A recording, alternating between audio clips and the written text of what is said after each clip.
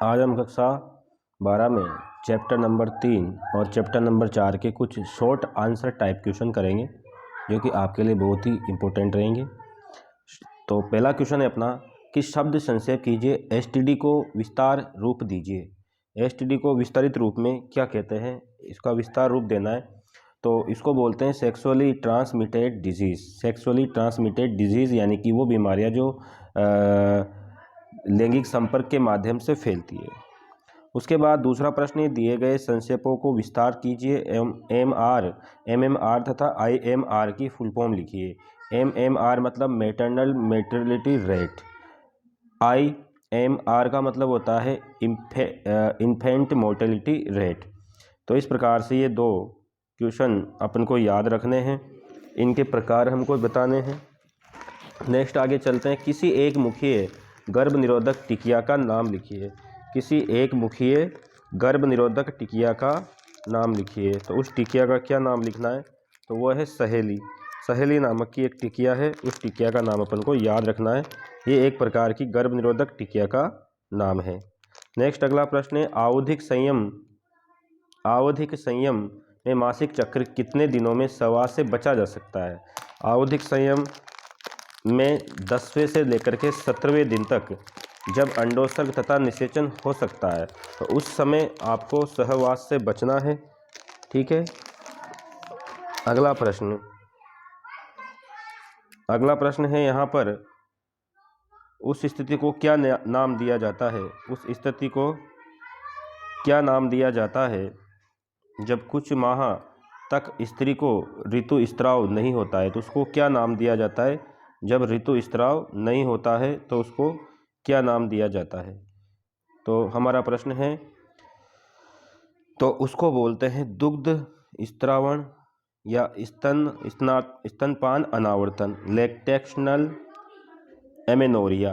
तो जब कुछ माह तक यानी लगभग इसकी अवधि 6 माह तक होती है, 6 माह तक लगभग इस प्रकार से स्तनपान अनावर्त की स्थिति चलती है। गर्भ निरोधक के उस रोध उपाय के बारे में उपाय का नाम बताइए जो पुरुष व स्त्री दोनों के लिए उपलब्ध होता है। उसका सही उत्तर है कंडोम, जो पुरुष और स्त्री दोनों के लिए उपलब्ध रहता है। नेक्स्ट आगे बढ़ते हैं। अगला प्रश्न यह है कि जो कंडोम होता है उसके गर्भ निरोध के अतिरिक्त क्या लाभ है। गर्भ निरोधक के अलावा उसके अतिरिक्त क्या लाभ हो सकते हैं, तो उसके निम्न लाभ हो सकते हैं कि ये क्या करता है कि ये जो प्रयोजन करता है यानी जो इसका उपयोग करता है को यौन जनित रोगों यानी एसटीडी रोगों से सुरक्षा प्रदान करता है। अगला क्वेश्चन है 8वां, स्त्रियों के कंडोम व डायफ्राम में एक अंतर बताइए। तो डायफ्राम पुनः इस्तेमाल किए जाने योग्य होता है, जबकि कंडोम जो होता है उसको एक ही बार इस्तेमाल किया जाता है। 9वां प्रश्न यह है कि रोध या बैरियर गर्भ निरोधकों की कार्यक्षमता बढ़ाने हेतु प्राय क्या क्या उपाय अपनाया जाता है। तो रोध जैसे कि डायफ्राम होता है, सर्वाइकल कैप्स होता है आदि के साथ शुक्राणुनाशक रसायनों जैसे स्पर्मेडिल क्रीम आदि का उपयोग किया जाता है, ये होता है। अगला प्रश्न है, लिपेस लूप क्या है। लिपेस लूप के बारे में याद रखना है कि लिपेस लूप क्या चीज़ है। लिपेस लूप है हमारे पास कि लिपेस लूप एक औषधि रहित अंतःगर्भाशय युक्ति है। औषधि रहित अंतःगर्भाशय युक्ति है लिपेस लूप, जिसको हम इंट्रा यूरिन डिवाइस, तो इसकी फुल फॉर्म भी पूछा जाए तो आप बता देना, intra urine device, IUD। Next अगला प्रश्न है 11वां, तांबा मुक्त करने वाली IUD का नाम लिखिए।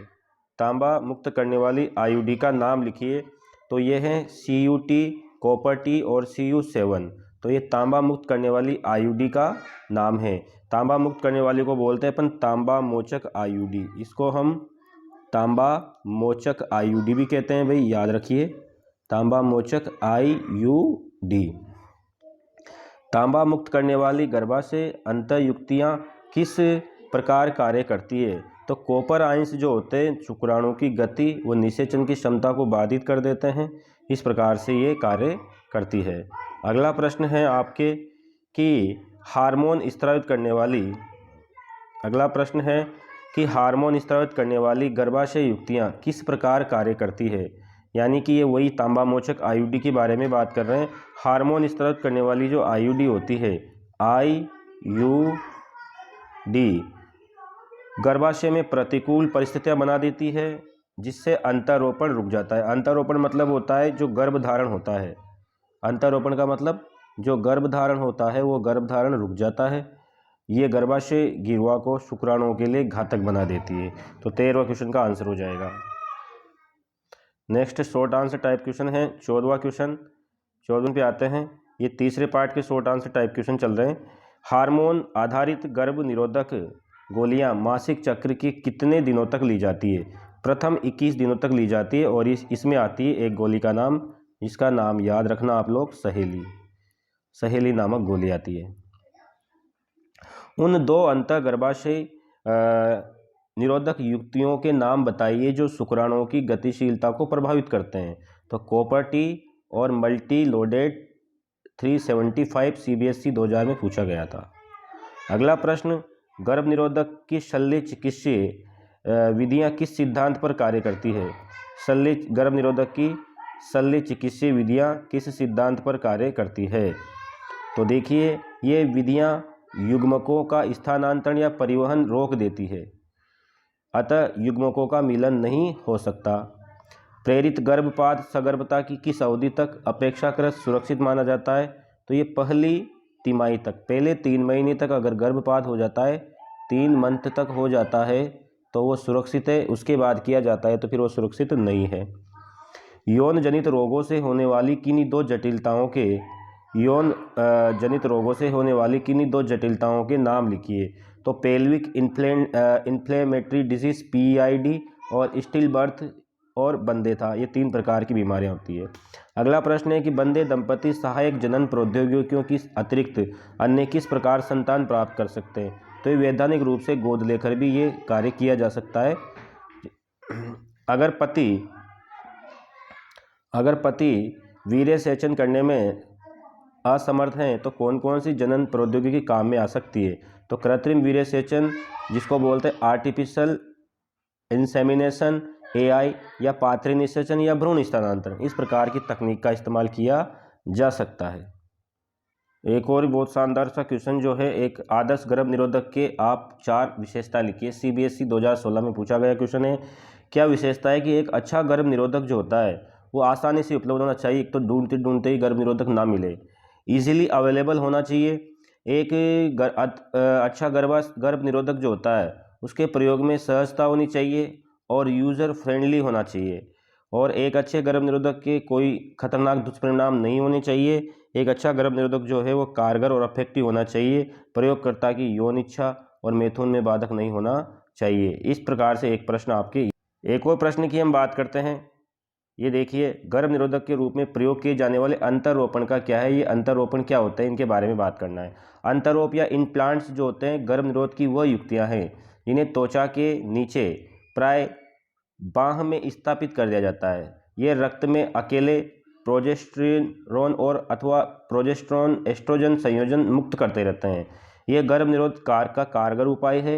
इसको लगाने का ये लाभ है कि रोजाना गर्भ निरोधक की चिंता आवश्यकता नहीं रहती, साथ ही इन्हें निकलवा कर गर्भधारण करवाया भी जा सकता है। तो सबसे ये एक बेस्ट उपाय है गर्भ निरोधक का।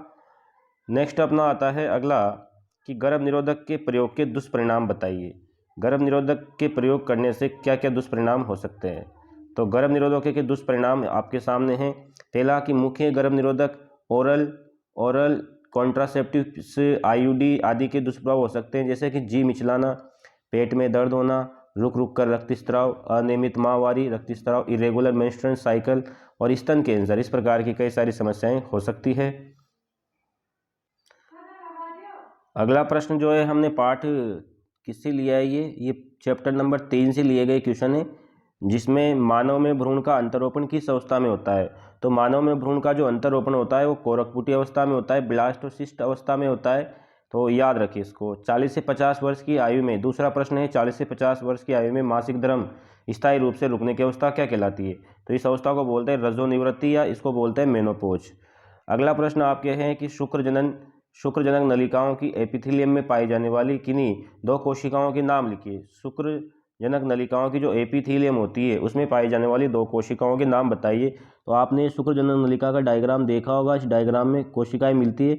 एक कोशिका तो आपको मिलती है इस प्रकार की, यहाँ पर इस प्रकार से ये कोशिकाएं बनती है, एक स्तर होता है।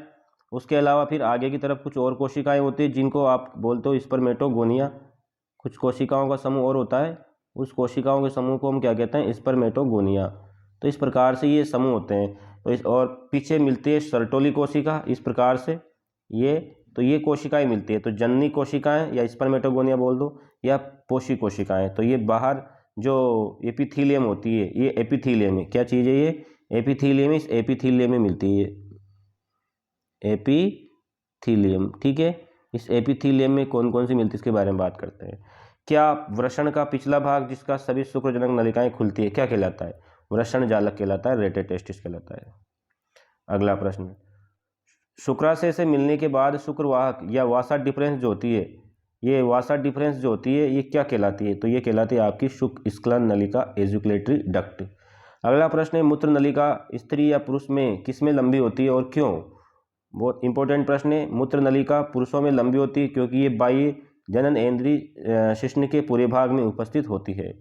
अगला प्रश्न है कि वृषण में शुक्रजनक नलिकाओं के बाहर स्थित अंतराली स्थान में उपस्थित 2 कोशिकाओं के नाम लिखिए। तो अंतराली स्थान में 2 कोशिकाएं होती है, तो लेडिंग कोशिकाएं और प्रतिरक्षी कोशिकाएं। इंपॉर्टेंट है, लेडिंग कोशिकाएं, प्रतिरक्षी कोशिकाएं होती है। शिश्न मुंड जो होता है, शिश्न का जो सबसे ऊपर का भाग होता है किससे ढका होता है? तो वो मुंड अग्र छद या फोरेस्किन से ढका होता है। अगला प्रश्न है, शुक्रीय प्लाज्मा या सेमिनल प्लाज्मा में स्थित फ्रक्टोज का क्या कार्य है? तो इसका कार्य फ्रक्टोज चल शुक्राणुओं के लिए ऊर्जा स्रोत का कार्य करता है। अगला प्रश्न है कि मनुष्य में नर व मादा प्राथमिक जनन अंगों के नाम लिखिए। नर व प्राथमिक, एक तो नर में तो होते हैं एक जोड़ी वृषण और स्त्रियों में होते हैं एक जोड़ी अंडाशय। अगला प्रश्न है, 18वां की अंडाशय की पीठिका किन 2 प्रमुख भागों से मिलकर बनी होती है? तो अंडाशय की जो पीठिका होती है वो बनी होती है कोर्टेक्स और मेडुला से बनी होती है, 2 भागों से मिलकर बनी होती है। अंडवाहिनी के 3 भागों के नाम लिखिए। बिल्कुल सिंपल सा है, अंडवाहिनी के 3 भाग होते हैं। अंडवाहिनी यानी फेलोपियन ट्यूब के 3 भाग होते हैं, सब जानते हैं। कीपक, इनफंडिबुलम, तुम्बिका या एम्पुला और संकीर्णपथ स्तमस। यानी कि यहाँ पर जो अंडाशय होता है, अंडाशय से निकलने वाला जो भाग होता है, ये आधा भाग तो कहलाता है इसका कीपक बोल दो इसको। उसके बाद कुछ फूला हुआ भाग एम्पुला कहलाता है और लास्ट वाला भाग स्तमस कहलाता है। जनन नाल किन 2 अंगों से मिलकर बनी होती है? जनन नाल गिरवा नाल और योनि से मिलकर के बनी होती है, 2 चीज़ों से मिलकर के बनी होती है। स्त्रियों में अनेक स्तनवाहिनियां या मेमरी डक्ट्स मिलकर के एक वृहद रचना में खुलती है। उस रचना को हम क्या कहते हैं? उसको बोलते हैं एम्पुलरी एम्पुला, मेमेलरी एम्पुला। किशोरावस्था के दौरान हाइपोथैलेमस किस हार्मोन का स्त्रवण बढ़ जाता है? तो हाइपोथैलेमस के किस हार्मोन का स्त्रवण बढ़ जाता है? गोनेडोट्रोपिन रिलीजिंग हार्मोन का स्त्रवण बढ़ जाता है। पुरुषों में, अगला प्रश्न है 16वां, पुरुषों में ल्यूटिनाइजिंग हार्मोन यानी कि एलएच हार्मोन किन अन्य नाम से जाना जाता है? ल्यूटिनाइजिंग हार्मोन को ICSH के नाम से यानी कि इंटरस्टिशियल सेल स्टिमुलेटिंग हार्मोन के नाम से भी जाना जाता है। अगला प्रश्न है 17वां, बहुत अच्छा सा क्वेश्चन है ये भी। इसमें देखिए, शुक्राणुजनन या स्पर्मेटोजेनेसिस की प्रक्रिया में मदद करने वाले कारकों का स्त्रवण कहाँ से होता है? तो सर्टोली कोशिकाएं जब एपेसिस से प्रेरित होती है तो स्पर्मियोजेनेसिस में मदद करने वाले कारकों का स्त्राव करती है। शुक्राणु के किस भाग में अनेक माइटोकॉन्ड्रिया पाए जाते हैं? तो शुक्राणु के किस भाग में माइटोकॉन्ड्रिया पाए जाते हैं? तो शुक्राणु के जो मिडिल पीस होती है उसमें माइटोकॉन्ड्रिया पाए जाते हैं। एक स्त्री में अंडजनन की प्रक्रिया कब शुरू होती है? एक स्त्री में अंडजनन की प्रक्रिया भ्रूण अवस्था में ही शुरू हो जाती है। तो बहुत से अच्छे से क्वेश्चन हैं। अगला प्रश्न आपके है कि अंडाशय की तृतीयक पुटक अवस्था में प्रथम अर्धसूत्री विभाजन पूर्ण होता है। प्रश्न था हमारा कि अंडाशय की किस पुटी की अवस्था में प्रथम अर्धसूत्री विभाजन पूरा होता है? तो ये अंडाशय की तृतीयक पुटक यानी टर्टियरी फॉलिकल अवस्था में होता है। अगला प्रश्न है कि कोशिका कला के अतिरिक्त द्वितीयक अंडक सेकेंडरी ओसाइड किस कला से ढका रहता है? तो ये पारदर्शी अंडावरण होता है, जोना पेलुसिडा से ढका रहता है। किससे ढका रहता है? जोना पेलुसिडा से ढका रहता है। आर्तव चक्र की किस अवस्था की पहचान आप पूर्व अंडोत्सर्ग या प्री ओव्यूलेशन अवस्था के रूप में करेंगे तो पुटिकीय प्रावस्था या फोलिकुलर प्रावस्था के रूप में इसकी पहचान करेंगे। तो ये थे आपके बहुत से क्वेश्चंस, अच्छे से क्वेश्चंस थे। एक क्वेश्चंस आपके एक दो क्वेश्चन और बच रहे, उनको भी कर लेते हैं कि आर्तव चक्र की, ये तो हो गया, आर्तव चक्र की अनुपस्थिति में हमेशा सगर्भता का परिचायक है नहीं। आर्तव चक्र की अनुपस्थिति सगर्भता का परिचायक नहीं हो सकती, लेकिन कभी इसकी अनुपस्थिति के कई परिणाम भी हो सकते हैं, जैसे मानसिक तनाव और दुर्बलता। आर्तव चक्र की पुटिकीय प्रावस्था को प्रचुरोद्भवनी प्रावस्था भी कहते हैं। क्यों? आर्तव चक्र की पुटिकीय प्रावस्था के अंतर्गत गर्भाशय एंडोमेट्रियम में ऋतुस्राव के कारण टूट फूट की भरपाई होती है और एंडोमेट्रियम मोटी व ग्रंथिल हो जाती है, अतः पुटिकीय प्रावस्था को प्रचुरोद्भवनी प्रावस्था भी कहा जाता है। आर्तव चक्र की किस अवस्था में प्राथमिक पुटक का विकास काफी ग्राफिन पुटक में होता है? तो पुटक या फोलिकल प्रावस्था में ये होता है। पिट्यूटरी हार्मोन, एलएच हार्मोन आर्तव चक्र की किस प्रावस्था में उच्चतम स्तर में होता है? तो ये होता है अंडोत्सर्ग अवस्था में एलएच हार्मोन उच्चतम स्तर पर होता है। तो ये थे आपके प्रश्न, बहुत इंपॉर्टेंट।